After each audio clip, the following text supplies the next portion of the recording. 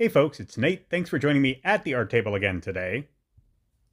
The unreliable narrator is pretty much exactly what it sounds like. It is a narrative technique in which the audience of the story is given the expectation that the person telling them the story cannot be trusted.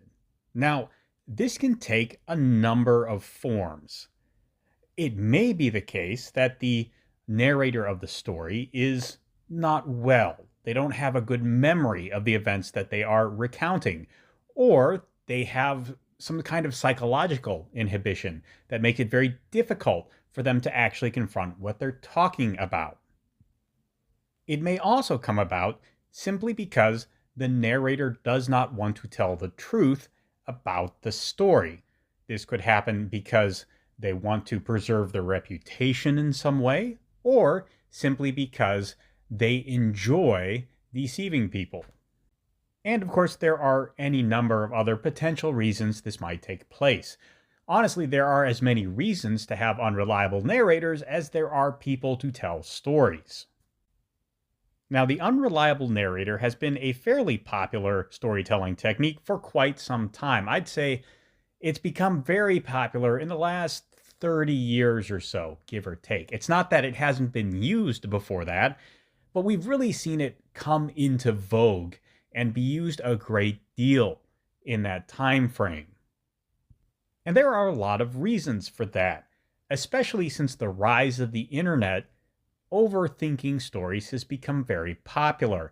And when you can't trust the narrator who is relating a story to you, that kind of overthinking and analyzing every word and trying to see it from every point of view can be very useful. There are also several very popular stories that have made good use of this technique. Inception, Memento, and Joker are all examples from film that have used the unreliable narrator to build intrigue about the story. But more than anything else, I think it is that invitation to the audience to get into the story and take part in it, to try and parse what is true and what is false, that really makes the unreliable narrator so tempting, so fascinating and gripping to audiences. Stories like Inception provoke constant debate over whether a particular symbol means one thing or another, or what the status of characters and their goals were at any point in the story. There's so many layers of symbolic meaning and the language of dreams wrapped up in that story that it's very hard to know exactly what you're seeing at any given point in time. And that debate by the audience expands the story. It goes beyond the beginning and ending of the movie, and it continues to live on in our own minds as we take the pieces apart and put them back together, trying to make sense of what we've seen. I also think that there is a certain degree in which unreliable narrators work better in a medium like film, or perhaps in the theater, although I haven't seen it used in that context as much. But particularly in film, the unreliable narrator is a more useful narrative framing device. Visuals have meaning beyond just what we're seeing that can inform the discussion. I think, again, Inception is a particularly good example of that. But even a story like Memento, where memories are not entirely trustworthy, but things like pictures are, give us certain touchstones to analyze the story from.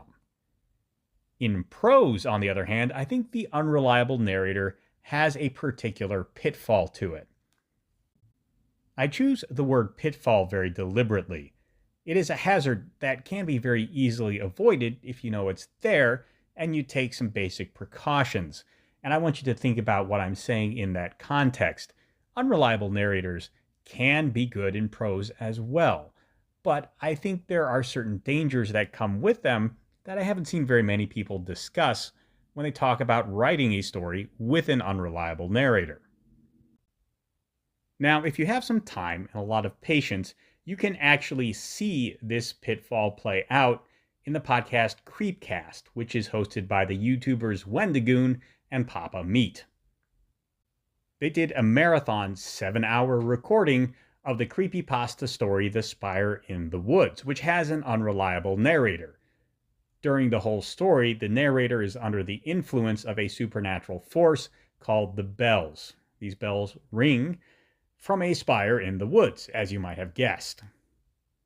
The influence of the bells make everything the narrator says about the story suspect. He may be casting himself in a very good light, and he may be casting those who are not interested in the bells for one reason or another in an excessively negative light.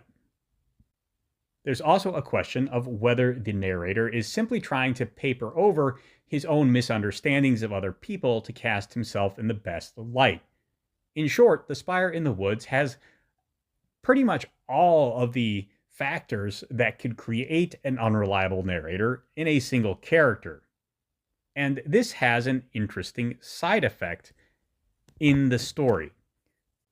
See, one of the things that makes Creepcast unique is that Isaiah and Hunter, or Wendigoon and Papa Meat if you prefer, don't just read the stories that they are featuring. They actually spend a lot of time providing commentary on them.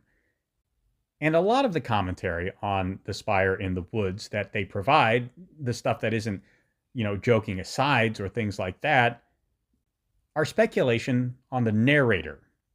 There's not really a whole lot of commentary on the other characters. Yes, there's some, but as the story goes on and the scope of how unreliable the narrator is becomes more and more clear, there's less and less to say about the supporting characters. Everything becomes about the narrator, because in prose, the narrator tells you everything that is happening. You can't get away from them because those words are your only window into the world, unlike in, say, a movie, where you have your own eyes and the work of the camera that provides you a certain amount of objectivity to what is going on in the story.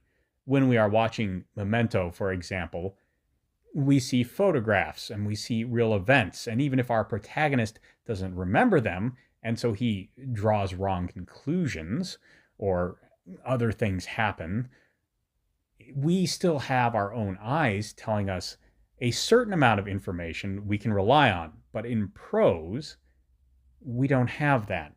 We really only have the narrator to fall back on.